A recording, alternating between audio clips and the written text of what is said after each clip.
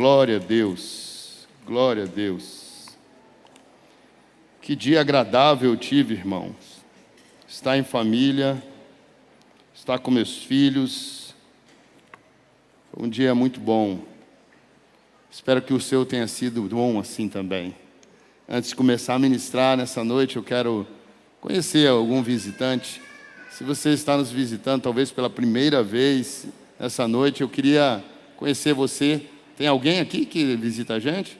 Um jovem ali, Deus te abençoe. Outra jovem, Deus te abençoe você. Lá atrás também é um casal. Glória a Deus. E um jovem lá atrás, Deus abençoe você. Aqui no meio. Poxa, aí tem uma turma ali, ó. Deus abençoe, sejam muito bem-vindos. Do lado de cá tem alguém? Tem um rapaz ali, outro aqui, Deus abençoe, uma jovem, outra. Que bom que vocês vieram. Poxa, nos alegra muito receber a visita de vocês, é claro, de todos. Alguns já estão vindo, outros são membros da igreja, já caminham, né? Conosco, como corpo aqui, como membro dessa igreja. Outros têm visitado, outros estão visitando pela primeira vez. Mas para todos, eu espero que vocês se sintam bem na casa do Senhor, na casa do Pai, e que Ele possa falar ao seu coração nessa noite. Que o Espírito Santo possa encher esse lugar com a presença dEle em cada coração, porque só Ele pode fazer algo diferente, novo nas nossas vidas. E a gente sempre tem que ter uma expectativa por Ele, para que Ele possa realmente nos tocar. E o toque dele é inconfundível, é algo maravilhoso, é algo sobrenatural. Me ajuda, filho, vira só para mim aqui um pouco aqui. E o de lá está rodando também, só para me refrescar um pouquinho aqui. Antes de começar, irmãos, eu vou tomar algum pouquinho aqui, senão...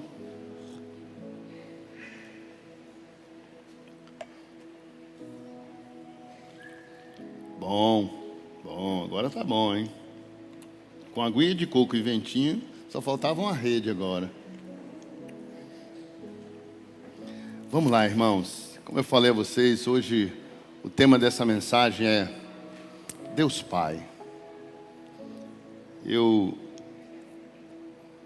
como pai, eu não podia ministrar outra coisa, porque é algo tão especial.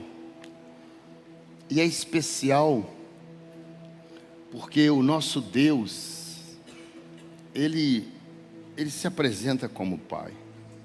Irmãos, olha, ministrar a palavra é algo assim, não tem um fundinho musical não, irmãos? Isso, é bom. É bom. A gente quando ministra a palavra, pode também, tirar um pouco a luz. Pode tirar um pouco a luz. Só não dorme, hein? Não cochila, não.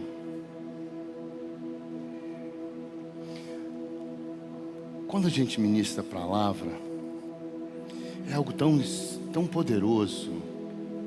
Porque eu como pregador da palavra, a gente tem uma expectativa. Porque é a palavra de Deus. E ela é tão poderosa. Eu não sei o efeito que ela vai ter na sua vida. Ela é poderosa porque ela entra muitas vezes na vida de alguém e muda tudo. É assim, é a espada mesmo. Porque a palavra ela é a espada que entra ao ponto de separar alma de espírito, juntas e medulas, ou seja, separa mesmo aquilo que é a tua porção humana e entra com algo tão especial da parte de Deus que você é impactado, você é tocado, transformado, e a consequência disso a gente não sabe. Eu tive na igreja Batista Getsemane, já contei isso aqui, e eu estava no culto lá onde o cara que ganhou, o pastor Jorge Linhares, que é um pastor muito conhecido hoje, com uma igreja muito grande, ganhou muitas vidas para Jesus. A igreja, sei lá quantos mil membros tem. Quando eu saí de lá, estava Estava chegando em 20 mil, não sei quantos tem mais. 45 mil. E ele um dia chamou lá na frente o cara que pregou para ele, o cara que ganhou para ele, para Jesus. Esse cara, ele tinha noção que ele ia ganhar uma pessoa para Jesus, e essa pessoa Deus ia transformar, fazer dele um homem de Deus, um pastor, e aquele cara ia ganhar uma multidão para Jesus. É assim que acontece, é poderoso. Ou muitas vezes a gente está ministrando para alguém pela última vez. Eu já vivi essa experiência de ministrar a palavra para alguém, e foi a última vez que ela ouviu. E por misericórdia de Deus, ela aceitou a Jesus naquele domingo, e na semana ela faleceu num acidente. Mas ela entregou sua vida a Cristo no domingo, e na semana o Senhor recolheu. A gente não sabe o que vai acontecer com a vida das pessoas quando o poder e a palavra de Deus se manifestam. Por isso a gente não cansa de pregar a palavra. É claro que o convencimento é de Deus. Eu não tenho poder nenhum. Você pode me escutar todo domingo aqui, se Deus não entrar no teu coração, se o Espírito Santo não fizer a obra que é dele, de convencer mesmo, você pode entrar e sair daqui com o teu coração endurecido, e até o próprio Espírito Santo nos alerta e diz: não endureçais o vosso coração. Quem tem ouvidos, ouça o que o Espírito fala. O Senhor clama para que você dê atenção à voz dEle, porque a tua vida depende disso. Hoje, amanhã ou qualquer momento, a tua vida depende de ouvir a Deus e de dar ouvido a Deus. Porque não basta ouvir a Deus, a gente precisa dar ouvidos. Vocês entendem que tem uma diferença? Ouvir é uma capacidade que você tem, auditiva, e você vai ouvir, e seu cérebro vai raciocinar. Você é um ser humano que foi feito à imagem e semelhança dele, você tem essa capacidade. Mas dar ouvidos ao que ele fala, aí sim faz toda a diferença. E quando nós estamos falando de Deus, um Pai, eu me emocionei hoje como pai, quando eu recebi o presente dos meus filhos. Tivemos um momento especial juntos, nos abraçamos ali, oramos. Eu abençoei meus filhos, agradeci ao Pai, meu Pai, porque me deu esses filhos e foi tão cuidadoso e amoroso e me ajudou tanto a cuidar, a passar para esses filhos aquilo que Ele tinha me passado, aquilo que Ele tinha me acrescentado na minha vida. E aquilo, como pai, foi um momento tão especial. E eu para falar do meu Pai, do Senhor, é algo que realmente tem que trazer uma emoção em nós. Eu quero ler 2 textos para você, para que você tenha total convicção de que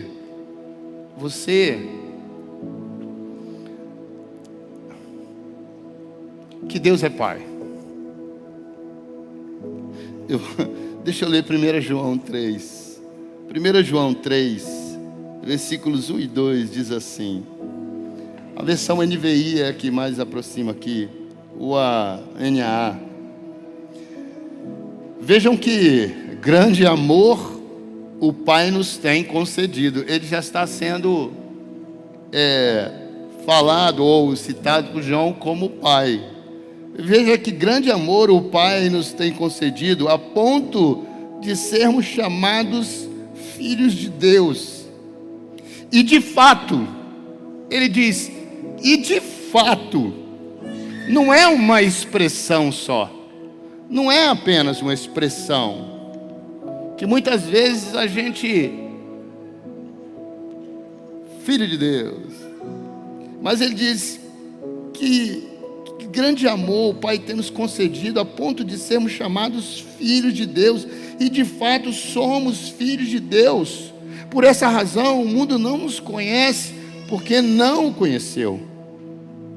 Amados, agora somos filhos de Deus, mas ainda não se manifestou o que haveremos de ser. Sabemos que quando Ele se manifestar, seremos semelhantes a Ele, porque haveremos de vê-lo como Ele é. Ele está dizendo que não só somos filhos, agora somos filhos, porque Ele estava falando com aqueles que já tinham se tornado filhos de Deus. E ele diz: agora somos filhos de Deus, mas ainda não se manifestou o que haveremos de ser. Sabe por quê? Porque hoje somos filhos, mas ainda quando formos levados aos céus, ao Senhor, para estar com Ele, e poder conhecê-lo assim verdadeiramente, aí já será uma atualização. Nós vamos passar por uma atualização, um upgrade, uma nova versão, eu não sei. Por isso que ele está dizendo isso aqui. Mas eu quero que você foque nisso, que somos filhos. Olha Efésios 3 também. Diz assim, versículo 14: por esta razão eu me ponho de joelhos diante do Pai. Olha o que está falando em Efésios: de quem toda a família dos céus e da terra. Ele é Pai de uma família, daqueles que já estão nos céus, os anjos, e daqueles que ainda estão aqui. Ele é Pai de todos nós. E ele diz: de toda a família nos céus e na terra recebe o nome. Peço a Deus que, segundo a riqueza da sua glória, conceda a vocês que sejam fortalecidos com poder, mediante o seu Espírito, no íntimo de cada um.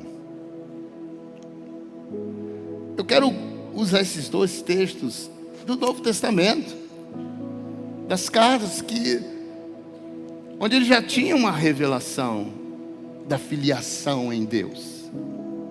E olha, o que é interessante, o que é muito,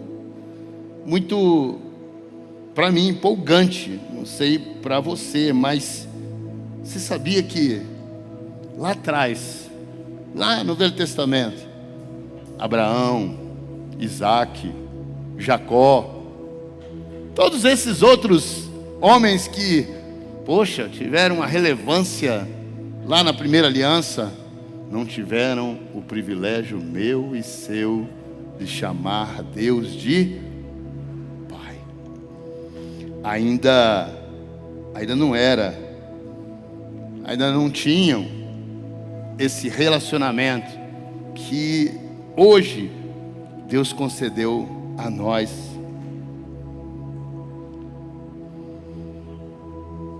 Em muitas religiões existem muitos deuses, né? Em letra minúscula, pseudo-deuses de tantas religiões, mas em nenhuma delas esses deuses se apresentam como Pai. Só o seu Deus, só o verdadeiro Deus, só o único Deus é Pai. Só Ele se coloca nessa condição, nessa posição de ser Pai. Eu não sei qual a sua experiência com Pai, com paternidade. Eu não sei, talvez você tenha tido uma experiência muito triste com o Pai. Talvez sofreu com o Pai. Talvez teve um pai que foi violento. Talvez um pai que foi ausente. Talvez um pai que abandonou.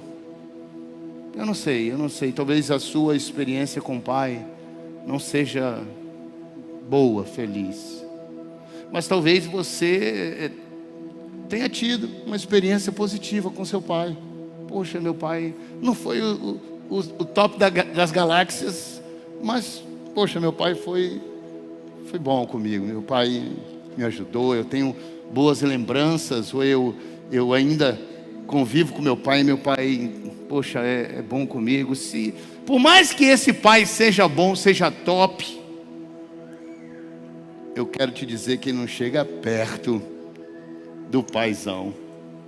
Porque o próprio pai diz: olha, se nós que somos maus sabemos dar boas dádivas aos nossos filhos, quanto mais o pai, ele quer nos dar, ele quer nos abençoar, ele quer cuidar de nós. Mesmo que um pai, mesmo que uma mãe esqueça do seu filho, o pai nunca esquecerá. Por isso, independente da sua circunstância com o seu pai físico, porque é certo, é verdade que um pai, ele precisa, ele deve, ele tem essa responsabilidade de exercer sobre o seu filho esse cuidado, esse amor, um amor sacrificial. É verdade que chega a esse nível, porque é possível sim morrermos por um filho. Poxa, eu me lembro dos meus filhos crescendo. Como foi? Porque olha, antes de ser pai, a gente é filho. E a gente sabe como é bom ter um pai presente, que cuida, que auxilia, que supre, protege. Eu tive um pai assim. Meu pai não era cristão, era evangélico. Ele não me ensinou diretamente as coisas de Deus, mas indiretamente, por ser um homem honrado, de princípios, ele me ensinou. E eu tive um pai que, eu posso dizer assim, eu aprendi muito com meu pai. Princípios de honra, honestidade. Meu pai, no momento, nos momentos certos, ele era duro que tinha que ser, mas em momentos ele sabia ser aquele pai carinhoso, amoroso. Eu me lembro uma vez, eu estava com ele no mercado, pequenininho. Tinha o quê? Eu já entendi, era 6 anos. E eu fui no mercado com ele, peguei, andei lá com ele. Quando eu cheguei no estacionamento, eu puxei do bolso. Você lembra que, não sei, eu acho que tem ainda aquelas moedas de chocolate. É uma moeda parecendo de ouro, né? Coberta, é a moeda. E aí eu com a moeda, eu falei assim: ó, pai. Aí ele olhou assim: onde é que você pegou isso? Eu falei: não, lá no mercado eu tinha um saco que estava aberto, estava caído, eu peguei um. Ele fez aquele drama, rapaz. Ele arregalou o olho. O quê? Eu já comecei a chorar. Ele me pegou pela mão, me levou na gerência do mercado. Meu pai era militar. Ele me levou na gerência do mercado. E aí ele chegou lá: olha, esse jovenzinho aqui, ele pegou na prateleira, ele roubou isso aqui. Aí o gerente entrou na coisa. Ele viu que era uma correção. Ele: mocinho, o senhor sabia que o senhor não pode? Rapaz, está na minha mente. Depois de tantos anos, está gravado. Mocinho, o senhor sabia que isto é roubo? Não, você poderia ser preso por conta disso. Eu não faço isso não. Tudo bem, já que você veio e devolveu e nunca mais vai fazer isso, você está liberado, não vai ter problema. Não fui preso. Meu irmão, nunca mais Nunca mais eu tive coragem de tocar em nada de ninguém. Nunca, nunca, nunca, nunca, nunca. Eu não conhecia Jesus, mas eu sempre fui um cara íntegro e honesto em tudo que eu fazia. Eu nunca queria, não tinha nem troco, nem um dinheiro ilícito, nada. Apareceu, não é meu, eu vejo de quem é. Nunca fiz maracutaia, nunca fiz. Por quê? Porque eu aprendi do meu país. Então, valores que a gente vai aprendendo. E é gostoso ter um pai que cuida e ensina. Agora, quando você é pai, aí tudo muda, irmãos. A paternidade muda a gente. A paternidade muda o nosso olhar para tudo. O nosso coração muda. Tudo muda. Porque quando eu tive meus filhos, e aconteceu algumas situações na nossa história, que eu vi a possibilidade de perder meus filhos, ou em alguma situação, meu Deus, quando esse cara aqui, com 4 aninhos de idade, foi fazer uma cirurgia no coração, o Vitor tinha uma cardiopatia, e ele precisava fazer uma cirurgia, abrir o peito, para tirar um acesso que tinha de um aurículo, era entre aurículos, e ele tinha que, porque se ele não fechasse isso, se não resolvesse isso, ele teria problemas no crescimento, futuramente como adulto. Rapaz, na hora que eu entreguei esse cara no hospital, e o cara levou ele lá para dentro para a cirurgia, eu me acabei, foi aí que eu me converti. Eu me acabei, porque as minhas forças não existiam mais, os recursos, eu era empresário, tinha dinheiro, mas nada disso ia resolver. Meu filho estava entregue ali numa cirurgia que podia não voltar. Como eu queria poder estar no lugar. Ah, se eu pudesse tomar o lugar dele e passar por aquilo. Se eu tenho esse sentimento, quanto mais Deus a teu respeito, porque Ele amou o mundo de tal maneira que entregou tudo que Ele tinha de mais precioso. Jesus morreu. Se Ele não poupou o próprio Filho, quanto mais você, Ele ama de tal maneira, é dessa maneira, e Ele quer que você seja filho.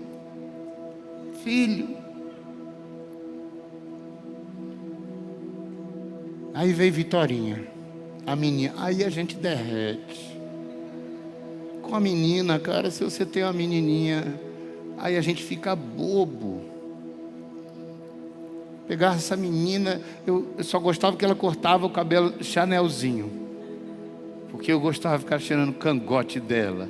Eu era o namoradinho dela.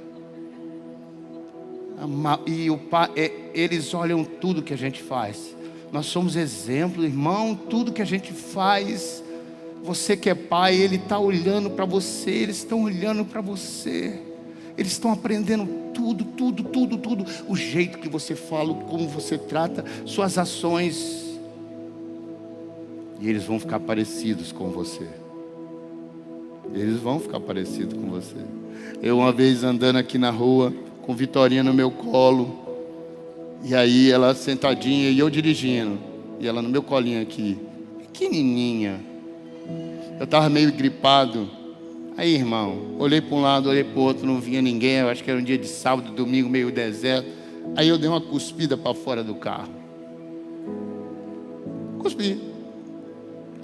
Rapaz, daqui a pouco ela bota a mãozinha assim e vai botando a cara para fora. O que é, Vitória? O que você quer lá? Imitando. Falei, minha filha, não imita isso não cospe não. Nós não podemos fazer nada que é errado, um exemplo ruim, porque eles observam e isso vai fazer parte da vida deles. É muito importante, é muito forte isso. É verdade. E eu e você precisamos entender isso. Agora, Uma coisa eu quero te dizer, irmão, nessa noite, em nome de Jesus, entenda e receba isso da parte do Senhor. Para o Vitor nascer, para a Vitória nascer, eles tiveram que ser gerados. Eu me uni a essa mulher, e por conta da natureza que Deus criou, nasceu o filho. O filho, ele é gerado. O filho não é feito. Até mesmo a inseminação é de um homem com mulher. Vai e insemina por algum problema, mas é a mesma natureza. Está lá o óvulo e o filho, ele é gerado. Eu quero te dizer que Jesus, 100% Deus, ele foi gerado num ventre. Ele nasceu.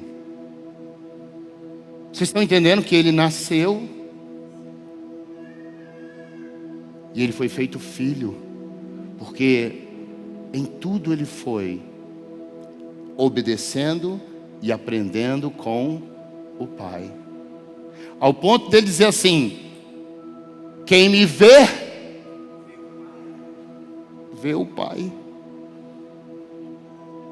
Porque mesmo sendo um homem nascido, ele foi, enquanto homem, passou por tudo, tentações, e se tornou filho. Porque no dia que ele foi batizado, a voz e a pomba desceu: esse é o meu filho amado, em quem eu me alegro. E eu quero te dizer que eu e você precisamos ser gerados filhos de Deus. Eu e você precisamos nascer de novo para ser filho. Não tem outro jeito. Eu quero ler o texto para você entender, e eu quero te mostrar que o próprio Deus fez assim, o próprio Senhor Jesus, ele fez assim, e não é diferente para mim e para você. Olha o que diz esse texto aqui.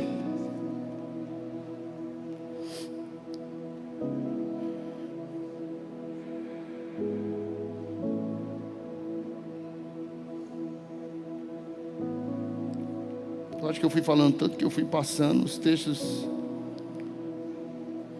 João 3 diz assim, 3:5. Jesus foi questionado e ele respondeu. Jesus respondeu assim: em verdade eu lhe digo, quem não nascer da água e do Espírito não pode entrar no reino dos céus. O que é nascido da carne é carne, e o que é nascido do Espírito é Espírito. Não fique admirado por eu dizer: vocês precisam nascer de novo. Nós precisamos passar pelo nascimento, um novo nascimento. Você nasceu do seu pai e de sua mãe. O que é nascido da carne é carne. Todos nós nascemos pecadores e apenas carnais, apenas fruto da humanidade. Mas há um momento que nós nascemos de novo, que é o que Jesus está falando. Ninguém vai conseguir entrar de novo no ventre da mãe, porque não é isso. É nascer para Deus como filho. Por isso você pode dizer assim: nem todo mundo é filho de Deus. Não, nem todo mundo é filho de Deus. A própria palavra diz. Eu vou ler outro texto que vai te comprovar isso. João 1, de 9 a 13 diz assim: estava chegando ao mundo a verdadeira luz, que ilumina todos os homens. Está falando de Cristo. Aquele que é a palavra estava no mundo, e o mundo foi feito por intermédio dele, mas o mundo não o conheceu. Veio para o que eram seus, mas os seus não o reconheceram, não o receberam. Contudo, aos que o receberam, aos que creram em seu nome, deu-lhes o direito de se tornarem filhos de Deus, os quais não nasceram por descendência natural, nem pela vontade da carne, nem pela vontade de algum homem, mas pela vontade de Deus. Vocês entenderam o texto? Que nós somos feitos filhos de Deus por conta de Jesus Cristo. Enquanto eu não confessar a Jesus como meu Senhor, como Salvador, enquanto eu não receber o sacrifício de Cristo, que é o primogênito de muitos outros filhos, Ele é o primeiro daqueles que viriam, e aqueles que creem nele são feitos, como diz a palavra, filhos de Deus. Enquanto isso não acontece, você é uma criatura muito linda, feita à imagem e semelhança do Criador, porque Ele colocou em você aquilo que está nele. Você tem sentimentos, você tem raciocínio, você tem pensamento, você é alguém que decide. Então, você tem a condição de querer ou não querer Deus como seu Pai e ser filho. É o que a palavra diz. E eu e você não podemos correr disso. E se há na sua mente qualquer outra concepção ou qualquer outra forma de entender isso, então descreia da palavra da Bíblia. Não tenha a Bíblia como a verdade para você. Porque se a Bíblia é a verdade, se a Bíblia é a palavra de Deus, é isso que ela revela para nós. Que essa é a forma de nos tornarmos filhos. Romanos 8 diz assim, versículo 29, pois aquele que Deus de antemão conheceu, Ele também predestinou para serem conforme a imagem do seu Filho, a fim de que Ele seja o primogênito de muitos outros, semelhantes a Ele, a Jesus. Aí eu não sei qual a sua concepção, o seu entendimento. Porque olha, se eu sou filho, eu me pareço com meu pai. Eu estava falando das coisas que o filho vai olhando e vai aprendendo. O Vitor, não só a minha cara, mas o jeito dele em muita coisa. A esposa vai dizer, rapaz, tá igual seu pai, hein? Porque a minha esposa fala, meu Deus, eu estou vendo seu Edésio aqui, porque meu pai era Edésio também. Estou vendo o vovô Edésio, estou vendo seu pai. As minhas irmãs falam, meu Deus, você está igual meu pai. Por quê? Porque o filho, ele tem as características do pai, ele tem o DNA do pai. Não tem jeito, irmãos, eu tenho o DNA do meu pai. E o DNA do meu pai faz com que eu tenha características do meu pai. E se você é filho de Deus, é simples. É só ver se você parece com seu pai. Se você tem o DNA, se você tem características que revelam o pai, a pessoa do pai. Porque ele vai nos ensinando, ele vai, como qualquer pai, nos ensinando dia após dia, aquilo ou como ele é. E a gente vai aprendendo, a gente vai tendo o mesmo sentimento, a gente vai ter nas ações, a gente vai enxergando igual o nosso pai.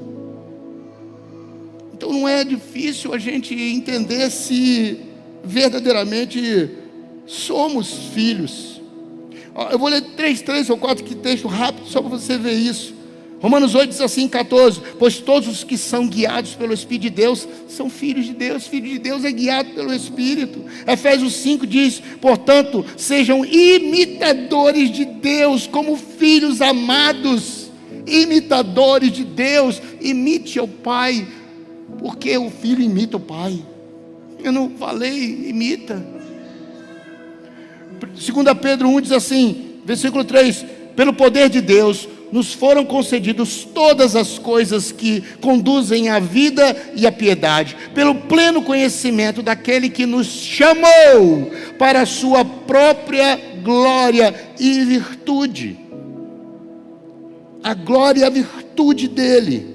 Olha o versículo 4: por meio delas, de todas essas, aquilo que Deus é, que Ele nos ensina, por meio delas, Ele nos concedeu a sua preciosa e muito grande promessa, para que, por elas, vocês se tornem coparticipantes da natureza de Deus. É o DNA. Eu só vou ter a natureza de Deus em mim se eu for filho. É forte isso, irmãos. Ele nos concede termos a natureza dele em nós, ou seja, o DNA dele em nós. Se somos filhos, nós vamos agir como ele age, como ele. Eu te desafio, irmão, a depois ir para 1 João. 1 João tem quase um teste de DNA. Hoje em dia, para a gente saber se é filho, não está difícil. É só fazer um teste de DNA, é ou não é? Vai lá, pega um fio de cabelo, pega qualquer coisa, vai lá, faz o exame, e o DNA vai dizer, pela quantidade da contagem lá, se você é ou não é filho, a probabilidade de você ser ou não filho daquela pessoa. Primeiro, o livro aqui tem quase um teste de DNA aqui. Sabe por quê? Quem é filho de Deus manifesta as características dele no seu coração, nas suas ações. Eu já estou encerrando, se eu vou, pode até o grupo de louvor vir para cá. 1 João, eu vou ler alguns, versículo 2, 29, diz assim: se sabeis que ele é justo, reconhecei também que todo aquele que pratica a justiça é nascido de Deus. Se você é filho de Deus, há justiça em você. Olha outro aqui. Todo aquele, versículo 9, todo aquele do capítulo 3, todo aquele que é nascido de Deus não vive na prática do pecado, pois o que permanece nele é a divina semente, é o DNA de Deus. Ora, esse não pode viver pecando, porque é nascido de Deus. Se você nasceu de Deus, você não consegue viver na prática do pecado. Você pode até pecar e cair, porque nós somos fracos, como qualquer filho pode errar, o pai perdoa, ele se arrepende. Mas quem vive sabendo que está no pecado, na prática do pecado, a palavra diz que é difícil, não é compatível, não é um filho de Deus. Olha o versículo 10. Nisto são manifestos os filhos de Deus e os filhos do diabo. Todo aquele que não pratica justiça não procede de Deus, nem aquele que não ama ao seu irmão. Porque o primeiro maior mandamento é amar a Deus sobre todas as coisas, e o segundo é o próximo como? Quem não ama seu irmão não é nascido de Deus. Deixa eu ir mais aqui, separei outros. Outro aqui, versículo 7 do capítulo 4. Amados, amemos uns aos outros, porque o amor procede de Deus, e todo aquele que ama é nascido de Deus e conhece a Deus. Mas não é amar só aqueles que são da família, o filho, a mulher, não. Aí é moleza. Ele está falando desse amor que é muito maior. É um amor.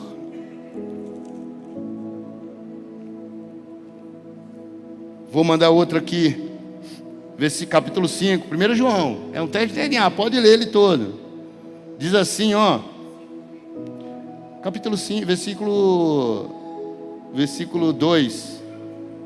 Nisso conhecemos que amamos os filhos de Deus, quando amamos a Deus e praticamos os seus mandamentos.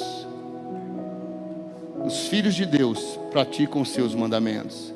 Outro, porque todo o que é nascido de Deus vence o mundo, e esta é a vitória que vence o mundo, a nossa fé. E eu poderia continuar lendo aqui. Mas aquele que é nascido de Deus tem que manifestar as características do Pai dentro de si. Aquele que nasceu de novo, esse tem no seu coração, na sua vida, o DNA, tem aquilo que é inerente do Pai, do Senhor. Por isso ama, por isso perdoa, por isso compartilha, estende a mão. Esse é o nosso Pai. E eu quero, em nome de Jesus, estar diante de filhos nessa noite. Filhos, feche os olhos.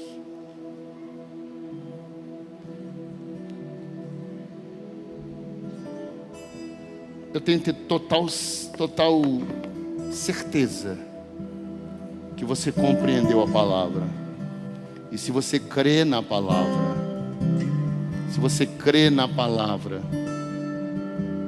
você entendeu que hoje você precisa sair daqui como filho de Deus.